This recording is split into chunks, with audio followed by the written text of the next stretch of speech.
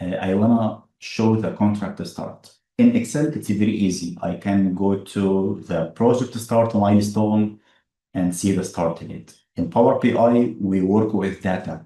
We work with columns. But I only need a single value. So if I go to my baseline, I can have the early start. And the early start, maybe I can change the format over here to have something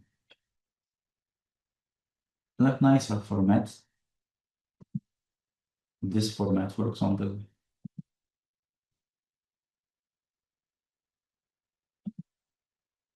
That format. So it's actually correct, January 20th. I want to do the contract finish. I can add a new card, and I can also, if you share a part of the process, you can copy and paste. So Control C, Control V, especially if you have done some formatting in the card, you can do the finish here.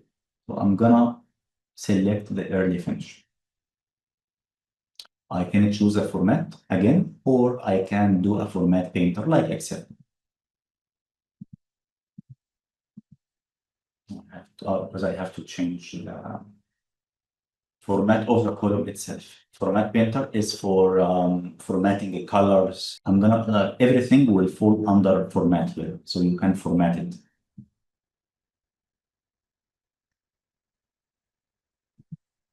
And I'm gonna choose that. But it is not correct. This is not the contract completion date. I can only drag the whole column of early finish.